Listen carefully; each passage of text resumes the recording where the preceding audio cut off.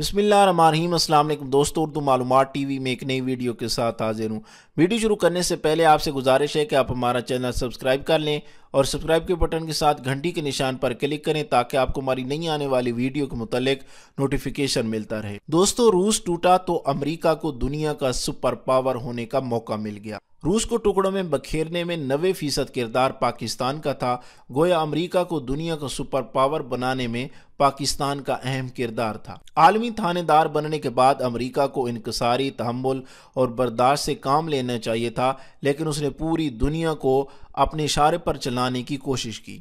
اس میں اسے کامیابیاں بھی ملیں تو اس کا حوصلہ بڑھتا چلا گیا۔ اپنی اتھارٹی کو قائم رکھنے کے لیے اسے ویتنام سے ملنے والا سبق بھول گیا۔ پھر سے جنگ و جدل اور ملکوں کو فتح کرنے نکل پڑا۔ کس کو جینے کا حق دینا ہے، کس سے یہ حق چھین لینا ہے، وہ اسے اپنا حق سمجھتا تھا۔ پاکستان نے ایٹمی پروگرام کے حصول کی کاوش کی تو امریکہ کی نظر میں مطعون ٹھہرے۔ افغان وار میں امریکہ کو ضرورت تھی، اس لیے ایٹمی پروگرام کے حوالے سے درگزر سے کام لی۔ روس افغانستان سے نکلا تو پاکستان کا ایٹمی پروگرام عروج حاصل کر چکا تھا، جس کا سہرا جنرل ضیاء الحق کے سر تھا، اسی لیے ان کا سر لے لیا گیا۔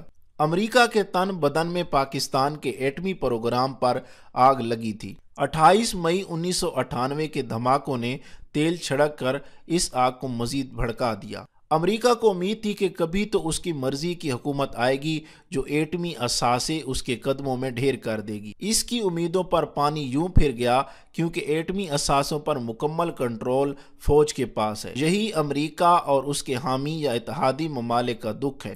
وہ پاکستان کے ایٹمی اثاثوں تک اپنی دسترس کی راہ میں پاک فوج کو رکاوٹ سمجھتا ہے۔ یقیناً ایسا ہی ہے۔ ایٹمی پروگرام سیاسی قیادت کے ہاتھ میں ہوتا تو اب تک اس کو ترک کرنے کی قیمت لگ چکی ہوتی اور رقم سوئٹزرلینڈ کے بینکوں میں جمع ہو چکی ہوتی یا کسی لندن یا انگلینڈ کے بینک میں جمع ہو چکی ہوتی۔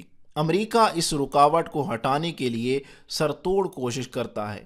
فوج کے مضبوط ہوتے ہوئے اس کی کوئی سازش کامیاب نہیں ہوتی، لہذا وہ پاک فوج کو اس حد تک کمزور کر دینا چاہتا ہے کہ اس کے ایٹمی پروگرام پر گرفت ڈھیلی ہو جائے۔ پاکستان میں ایک طبقہ میڈیا کا ہے اور سیاستدانوں کا بڑا طبقہ فوج کو بدنام اور کمزور کرنے کے لیے باقاعدہ امریکہ کے پیرول پر ہے۔ پاک فوج کے حوالے سے امریکہ اور بھارت کی سوچ یکساں ہے۔ اس حوالے سے بالواسطہ یا بلا واسطہ ہمارے حکمران ان کے اعلی کار بنے ہوئے ہیں۔ پاکستان بھارت جنگوں میں سیاستدان نہیں، افواج کے اہلکار شہید ہوئے۔ جس فوج نے کشمیر کی خاطر قربانیاں دیں وہ مسئلہ کشمیر کے حل تک بھارت کے ساتھ ہاتھ ملانے کا سوچ بھی نہیں سکتی۔ امریکہ نے ایٹمی اثاثوں تک رسائی کے لیے 2005 کے زلزلے کے دوران امدادی کارروائیوں اور متاثرین کی بحالی کی آڑ میں اسپیشل کمانڈوز اور CIA کے جاسوس پاکستان بھجوائے، جس کا تذکرہ امریکہ میں شائع ہونے والی کتاب the command deep inside the president secret army میں کیا گیا۔ حسین حقانی نے ہزاروں مشکوک امریکیوں کو ویزے دیے، ان کا مقصد ایٹمی اثاثوں تک رسائی تھی، لیکن پاکستان کا ایٹمی پروگرام کسی بھی ملک کے پروگرام سے زیادہ محفوظ ہے۔ امریکہ، برطانیہ، فرانس اور روس کے ایٹمی پروگرام کے گرد چار حفاظتی سرکل ہیں۔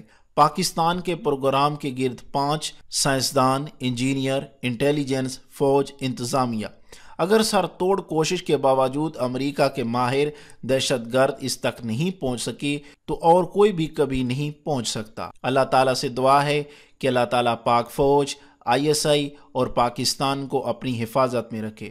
ویڈیو اچھی لگی ہو تو اپنے دوستوں کے ساتھ فیس بک اور واٹس ایپ پہ ضرور شیئر کریں۔ ویڈیو دیکھنے کا بہت بہت شکریہ۔